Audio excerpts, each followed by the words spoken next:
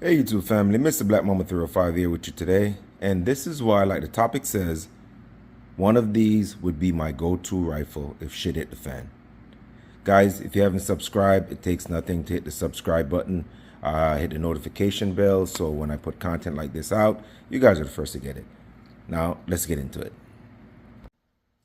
Hey YouTube family, Mr. Black Mama 305 here with you again. And I know by now you guys seen the title of the video and you guys know what this video is about. Now, if shit hit the fan, what rifle would I take? And I know a lot of people might have watched a lot of movies in the past, and they watch your favorite apocalyptic type of movies, zombie movies, and they've actually put themselves in that position, well, in their head, in their imagination, and said, if this was to happen in real life, and I know during the pandemic, I know a lot of you considered it. Don't tell me I'm lying. I know you have. Say if this, vaccine turned out to be some crazy variant and people start doing crazy stuff, what would be my go-to rifle? And the reason why I know a lot of you do think like that, because when the pandemic hit, people bought everything. Guns like this one behind me, which is the Mosin Nagant, weren't even on shelves anymore. Everybody was buying them up. All them people in California were anti-guns. All the anti-gun people, trust me, they were in the gun stores, first-time gun owners. They were buying guns just in case, just in case they didn't know what was going to happen, what the COVID-19 brought with it. What would be, would there be chaos around the world or around the United States? And if so, what kind of gun would they have to defend themselves? Everybody went out and buy guns. So I know at some point in time, 90% of the people in this country have thought about, hey, if something was to go wrong, how would I defend myself? Even the anti-2A advocates that are just anti-gun in every way, they were out in drones buying guns. You know what I mean? So I know we thought about it. So as for the topic, this is a gun I would personally. Now, if you have your own pick, I know it's going to be different than yours. This is my opinion. You can agree, maybe not agree. Maybe if you're in the middle of the road and you don't really have a go-to gun, maybe you don't have a gun at all. Maybe you have just a piece of pipe, a machete, a club, then that's what you have. But if you have multiple firearms, say or you're thinking about getting a firearm, and you want it's all-purpose firearm, I would probably get a handgun if you want to get, so you can actually take it around with you every day. It's something small and compact. Anybody in the household, can be trained on it fairly quickly. Yes, that's what I would grab. But if you have the option of really, picking, sitting down and thinking about stuff and getting a gun, for a lot of new users, I would just probably get an AR-15. The manual of arms is pretty easy. The modus operandi is pretty easy. It's not too complicated to pull down and clean. A little more complicated than an AK-47, but not as complicated as like an MP5 or something like that. So I would definitely go the route of the AR-15. But if you have multiple guns, what I would choose is most definitely an AK-47 variant, in my case, which is the Saiga AK, one of the most top of the line and well-built AKs you can find on the market. This was actually made in Russia, in the Ishmash factory, the same place where the original AKs were made. So this is the Saiga out of Russia. They don't really import these anymore. These came in drones back in the days. They were super cheap. A lot of people converted them. This was one that I actually converted myself. It came into a sporter configuration, and I just did the upgrade myself. I had the stock, which is this. If you guys know, this is the old Tapco, heavy duty stock that everybody knows and love. These aren't pretty popular right now because they have the Zukov now. They have a bunch of different variants in terms of stock. They have a ton of furniture. You can kit this out just like an AR-15. This is pretty modular in terms of decking it out to make it fit like, a specific purpose that you have it for. If it's just plinking or defending the house, you can make it lighter. You can make it a lot heavier with side-mounted rails for red dots or scopes or quad rails such as this one. I have a quad rail here. And the quad rail, for me, I got this quad rail way back in the days, and when I converted it, I never took it off. I still love it. I can put light, lasers, IRs, IR lasers. I can put a red dot on the front part of the scope here. Like I said, I can put a side mounting, a side mount right here, so I can put a red dot right in front of my eye. make my eye relief a lot shorter, I can put a red dot out here and make my eye relief a lot longer. Either way, the AK-47 platform, whichever you choose, is also still pretty versatile, like the AR-15. Now, my second option, as you guys saw from the thumbnail, would be my SOCOM 16 CQB. And I know a lot of people in the comment section are going to say, what? What are you going to do with that big, heavy, old, clunky gun? Yeah, you guys can say what it is, but like I said at the beginning of the video, this was my it's my video, and it's the gun that I would choose. And later on in the video, I'm going to tell you why. I'm going to start out with the AK-47. And again, guys, anybody can choose any platform they want to use to defend themselves in a AWROL or a SHDF, a shit the fan, the end of the world type of thing. You can choose whatever platform you want to use. Another gun that I would use is this one above my head. This is the this is a 7.62x54 Vepr in 54R. That's a pretty hard hitting round. I have a comp on the back which tamed the muzzle rise amazingly. The only downfall with this rifle is that the ammo is not readily available, and that's one of the key points I'm going to talk about why I chose the AK platform and the 308 platform as my shaded fan. This one, the 7.62x54R, the ammo is not as readily available, so it's not something that I can just walk around and pick up. Yeah, so just to get it out of the way, the reason, yes, a lot of people say they would just choose an AR-15. It depends, you know, it depends on the day and what kind of shit in the fan is going on.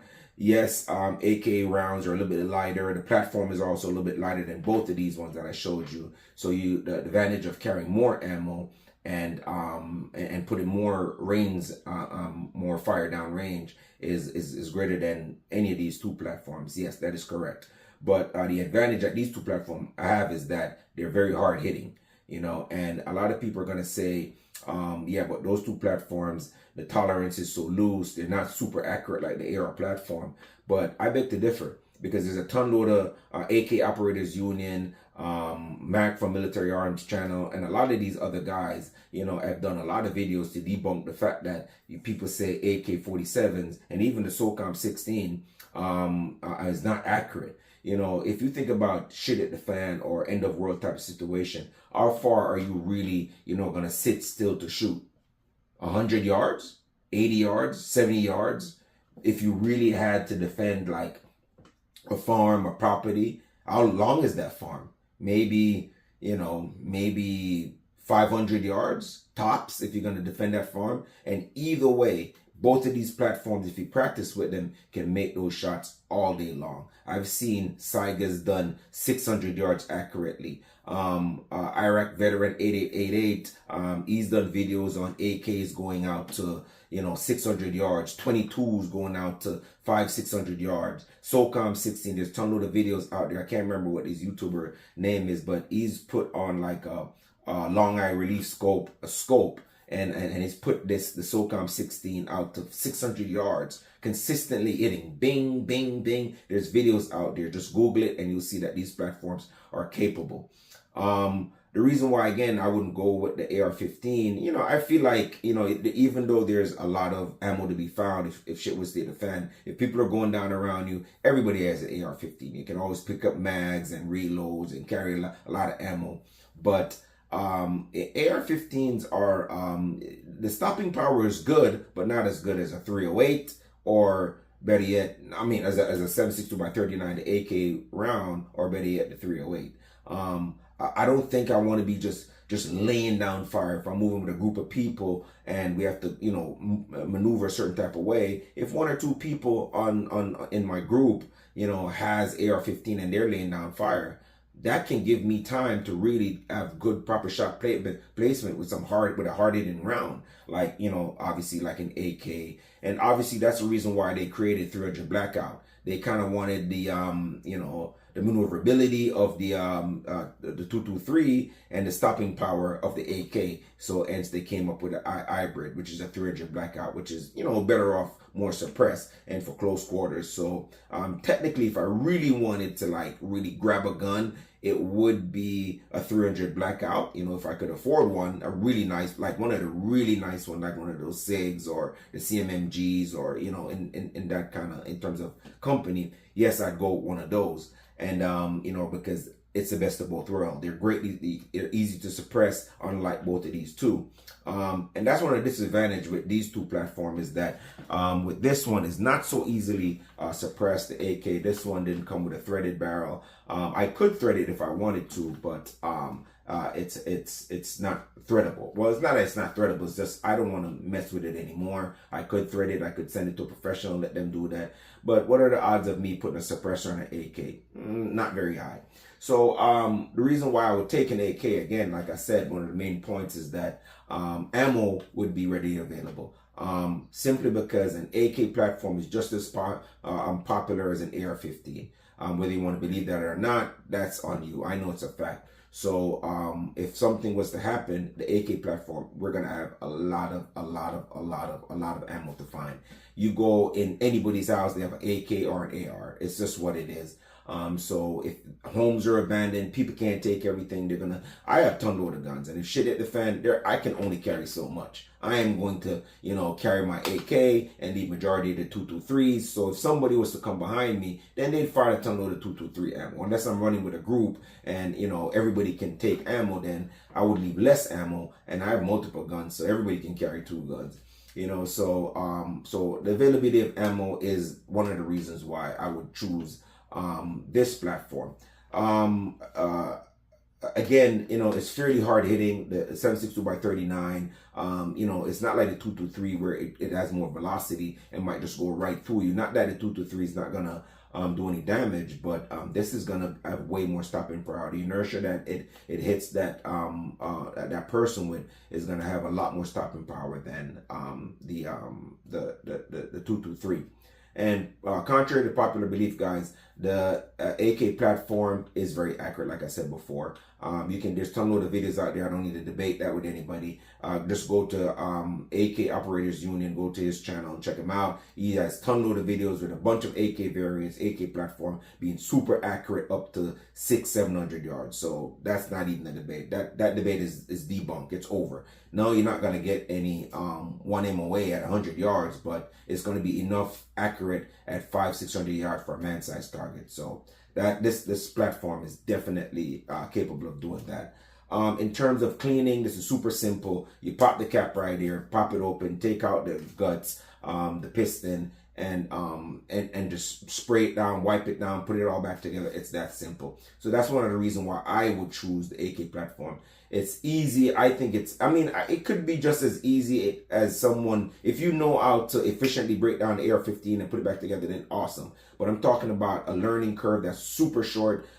This platform is just super easy. You pop the dust cover, you take it off, take out the guts, wipe it out, spray it out, wipe it down, put it back together, and it's good to go. Dirt and grime, get in there, it's still going to perform pretty well. I say more so over the AR-15. Not that the AR-15 platform is not capable of performing under harsh conditions, because our military has been using it for years.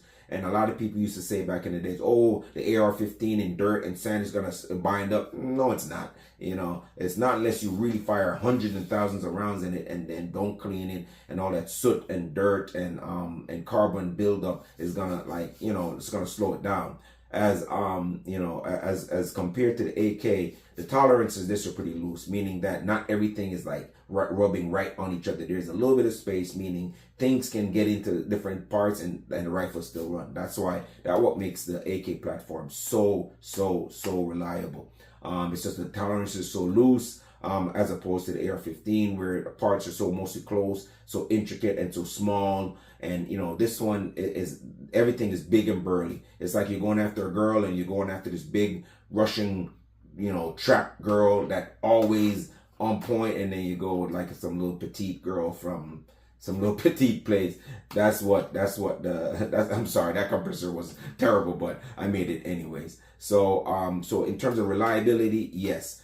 If shit hit the fan, you're not gonna have enough time to sit down and be out there trying to, you know, clean every rifle. You're just gonna be on the go. It's gonna be dropping in the dirt and mud, and this is built for that. This is literally what this is built for. So it's like a tank. So I'm definitely going to run with this. In terms of accessory, like I spoke before in the beginning, there's a side mounting rail. You can see right here. You can put a red dot up here, or I have a quad rail on this one. You can put a red dot up front, or a scope if you want to be a little bit more accurate going out the distance. And in terms of magazines, you can get 60 round mags, you can get 30 round mags, you can get drum mags. In terms of just, you know, decking it out ever you want for a certain situation, you can do that. Zukov stuff, quad rails, you know, you name it, foregrip, you name it, you can deck out this platform with whatever you want. It's just up to you. It's up to your imagination and how far you can go with this. So this is a very versatile platform. So guys, you know, that's the reason why. And again, this is a heavy rifle. It somewhat is, especially when you're carrying it with, you know, X amount of either 30 round, 60 round drum magazine. It can get pretty heavy. For me, I am 212 pounds, so I'm a pretty hefty guy. I bench press 300 pounds at least twice a week. So this for me is not really something that's going to struggle with. And on top of that, this one comes with a little loop on the tactical stock. And, you know, you can, you know, just hook it up to the rifle and just leave it hanging off of your chest or your back. So it's not going to be tiring out your arm all day. You can have it swinging from your shoulders and then carry it all day long. And yes, it might be a little bit tiresome, obviously, but trust me, at that time, if you're moving for all your life, trust me, you're not really thinking about how heavy your weapon is. You just want something to protect yourself. And so this is going to be it. So that's my reason why I would carry the AK platform. Super easy. That's a no-brainer for me. And its versatility. This one might not sit well with a lot of people because they're probably not gonna like this is a heavy rifle. I'm gonna tell you guys now. This is cast iron, and this is old burly girl. And my argument for carrying this is in World War II, when they carried the granddaddy of this one, because quick history, the M1 Garand is the granddaddy of this, and then the M14 came down, which is this predecessor, and this is kind of like the culmination of what those became. Obviously, the M1 Garand was in 30-06, limited amount of capacity, hard hitting, and you know, they decided to go that round because they say, hey, listen, man, we need a hard hitting round. We don't have to put 100 rounds. Good placement, hard hitting round will get the job done. And that is my idea behind carrying this as a shit at the fan. I wouldn't expect to be in a ton loader shootout, just going hard all day long every day. As with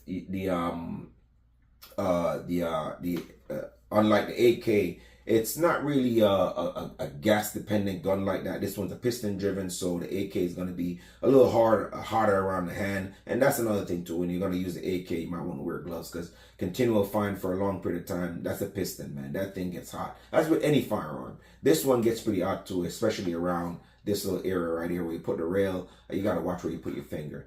But for me, I don't know if a lot of you guys know if you guys watch my video, but 308 and 22s are two of my favorite rounds. So my three favorite rounds are 22, 9mm, and 308. I don't know why. The 308 is just my favorite round. It hits hard. I feel like a lot of us, we have all these rifles shooting out to 1,000 yards. Who's gonna stand up at 1,000 yards for you to hit them? You know, this is not some elk or where you're hunting in the mountains and that elk is just grazing, knowing you're not there, and it's just sitting around waiting for you to make that shot. So I see a lot of these rounds like, you know, 6.5 Creedmoor, which is amazing. I'd love to get a rifle in one of those. But good old Granddaddy 308 I think is the most all-purpose, you know, mid-long range round out there. If you disagree with me, get in the comment and tell me why you think you disagree with me. If you do agree with me, give me your reason why you disagree, why you agree with me. I just feel like mid-range 308 gets the job done very nicely. It's got the right amount of penetration, the right amount of stopping power, way more than the 223. Yes, this one is a little bit heavy, but like I said, I would probably, along with carrying this, obviously, I'm probably going to have a sidearm or a backup, you know. I probably have my a CZ Scorpion as my backup, you know, like little carbine with me. So I'm going to have rounds for something up close. So when I want to go mid-range, which is what I think people are going to get into if there's a shit at the fan, you're not shooting at 500-600 yards. I'm going to be honest with you. If somebody 500-600 yards away from me, I'm leaving them alone. Let them go. Unless they're shooting at me, with a scope on top of this or a red dot, you know what I mean, then we're gonna engage each other, you know. And if they have something like a 223, I hit harder at that distance than they do. So this is why I would go with this. It's been tested and proven. I know a lot of people are going to say, oh no, you know, why go with 308 or why even go with a SOCOM? There's other 308. Okay, there's other 308 versions out there, and this is the one I would choose.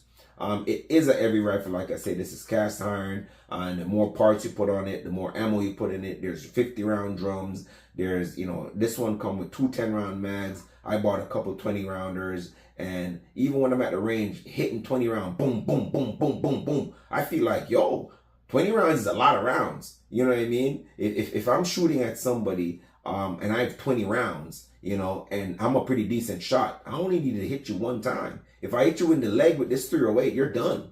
The arm, you're done. The chest, absolutely. Head, shoulder, anything I hit you with. It's not like 223 that might go right through you and you might have to patch it up. You're not patching this up.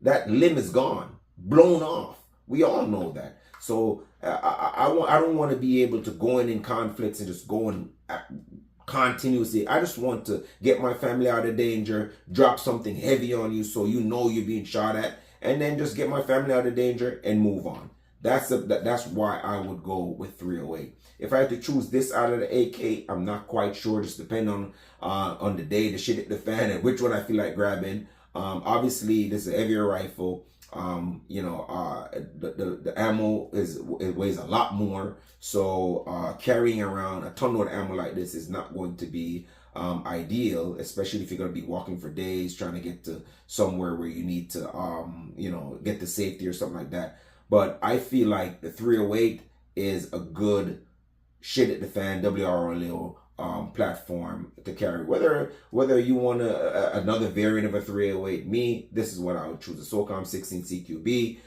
It's just enough short where I can just get into a room, boom, boom, and clear that room real quick. Or you know, I can get outside and, you know, get up to 500-600 yards, 100 yards, 80 yards, and just put rounds on range and just get my people, my family out of danger. You know what I mean? And I'm promising you, this gets the job done. Everybody that I've let fire this thing, they think that it's gonna have a hell of a kick, and it doesn't. The muzzle brake here does a great job. Springfield did an amazing job with that muzzle brake, guys. That muzzle brake, I'm telling you, it just tames all the recoil in the world, guys. It's an amazing. So this one is pretty modular. If you guys want to use the red dot, this one comes with a little, you know, a little thingy here, so you can put like a red dot. I think this is built for the Venom. I don't remember the name of the red dot that's made to go there, but you can put a dovetail thing in here and put any little red dot you want to keep it up close and personal, up to 200-300 yards. You can hit really good with a red dot with this. You can the cheek rest is removable. You can just take it off. It has telescopic cheek a slider there, so you can make the length of pull best for you. If you're a tall guy, you want it a little longer. If you're, you know, a smaller stature person, you want to keep it nice and close. You have a rail up here for a nut, like I said, rail dot, long eye release scopes, you know, to reach out and touch a little longer. The recoil is super manageable. If you've ever seen anybody shooting that thing, it is pretty much very manageable. The bottom, as you can put, I put a little Picatinny rail on the bottom, and then I added a forward grip. You can put a vertical grip on your forward grip. It comes with 5-round magazines, and you know, 10. You can get 5-round, 20-rounders, 50-round drums. It comes with a pretty nice grip, pretty much AR style type of grip, AK AR style. It's very comfortable. The trigger is not the greatest, but it's doable. So this gun has a lot of features that, for me, checks off all the things that I need in a shitty fan. It's tough, it's rugged. To clean both of these weapons, like I said, super easy. If you watch videos out there breaking this down, it's not super difficult. It's just one of those big burly old weapons that, you know, they really thought about it, and to break it down is super easy. By the way, I'm sorry I didn't do a safety check for you guys, but both my rifles were a safety check before I started this video. And so, guys, you know, that is the reason why I would go with both of these two, the SOCOM 16. And so the SOCOM 16, CQB, and AK, the Saiga AK. Those will be the two options I would choose if a shit in the fancy situation would occur. And guys, if you guys, I know it's a little bit of lengthy of a video, but if you like the video, guys, go ahead, like, let me get tongue-tied. If you like the video, guys, go ahead, hit the like button, share the video, subscribe to my channel, and you know, so the YouTube algorithm can put this out there. If you guys want me to make more content on any one of these guns specifically, I'd be happy to do the review for you, take it to the range, do some shooting. Just let me know in the comments. If you guys want to do more video like this, just let me know in the comments. If you like what I do, just, you know, show your love in whatever way you guys feel the best way to do it. If you don't like my review, you can still tell me. It doesn't hurt my feelings. I'm a pretty tough guy. Again, Mr. Black Mamba 305, you know, here for the video. I hope you guys liked it, and I'm about to be out. So SOCOM 16, CQB, Saiga AK, AK variant, and that's pretty much it, family. Thanks for watching.